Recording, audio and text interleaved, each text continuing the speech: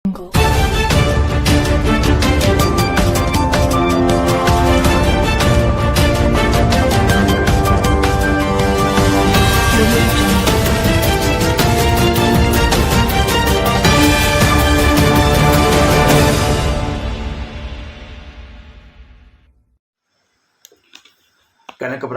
ಪ್ರಕೃತಿಯಲ್ಲಿ ಜೀವಿಸುವ ಪ್ರತಿಯೊಂದು ಜೀವಿಗೂ ಸಹ ಒಳ್ಳೆಯ ಗಾಳಿಯ ಅವಶ್ಯಕತೆ ಇದೆ.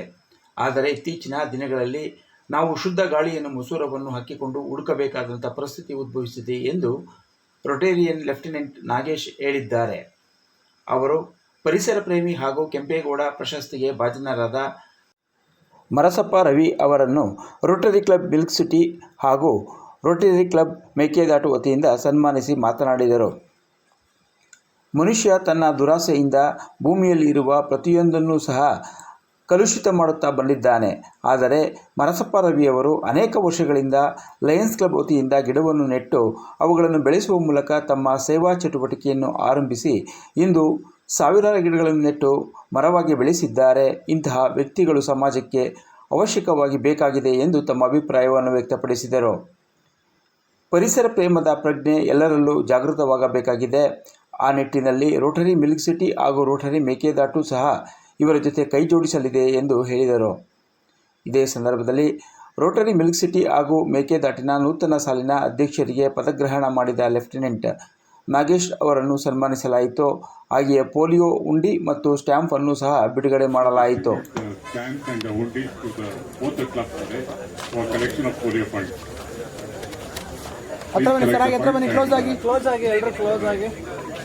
Milk city SM Shivakumar president 25-26 Mekedatu ಸಂಗಮ. ಒಬ್ಬ ಸಾಮಾನ್ಯ ಹಳ್ಳಿ ಹುಡುಗ ಡಿಲ್ಲಿಗೆ ಹೋಗೋದನ್ನ ಕೇಳಿದ್ವಿ. ಇವರು ಡಿಲ್ಲಿ ಅಲ್ಲ, ಇಂಟರ್ನ್ಯಾಷನಲ್ ಲೆವೆಲ್ವರೆಗೂ ಹೋಗಿ ರೋಟರಿ ಇಂಟರ್ನ್ಯಾಷನಲ್ ಡೈರೆಕ್ಟ್ ಆಗಿದ್ದಾರೆ ಅಂತಂದ್ರೆ ಅವರ ಸಾಧನೆಗೆ ಮೆಚ್ಚಲೇಬೇಕು. ಬರೀ ಜೋರು ಚಪ್ಪಾಳೆ. ಫ್ಲೈಟ್ ಲೆಫ್ಟಿನೆಂಟ್ KP ನಾಗೇಶ್ ಅವರಿಗೆ ಮಿಲ್ಕ್ ಸಿಟಿ ಕನಕಪುರ ಹಾಗೂ ಮೇಕೆದಾಟು ಸಂಗಮದ ವತಿಯಿಂದ ಗೌರವ ಸಮರ್ಪಣೆ ಆಗ್ತಾ ಇದೆ. ದೃಷ್ಟಿಯಿಂದ ಕೂಡ ಸಾಕಷ್ಟು ಜನ ಆಗಮಿಸಿದ್ದಾರೆ. ನಾವೆಲ್ಲ ಕೂಡ ಅಂತಾರಾಷ್ಟ್ರೀಯ ಮಟ್ಟದಲ್ಲಿ ಸೇವೆಯನ್ನು ಸಲ್ಲಿಸ್ತಾ ಇದ್ದಾರೆ. ಸ್ವಲ್ಪ ಆಗಿದೆ.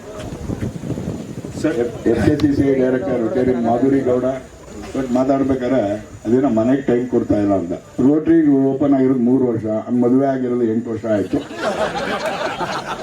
ಮನೆಗೆ ಫಸ್ಟ್ ಯಾಕೆ ಟೈಮ್ ಕೊಡ್ಲಿಲ್ಲ ಅಂತ ಆಮೇಲೆ ನಾಗೇಶ್ ಬೈತಾನೆ. ಆಮೇಲೆ ಇಲ್ಲಿರೋ ರಾಯಿ ಬಂದಿದ್ದಾರೆ, ಹರಿ ಬಂದಿದ್ದಾರೆ, ಇದೇನೋ ಶಿವು ಹಿಂಗೆಲ್ಲ ಮಾಡಿದ್ಯಾ ಅಂತ ನನಗೆ ಬೈತಾರೆ. ದಯವಿಟ್ಟು ಅದು ಆಮೇಲೆ ಚರ್ಚೆ ಮಾಡೋಣ.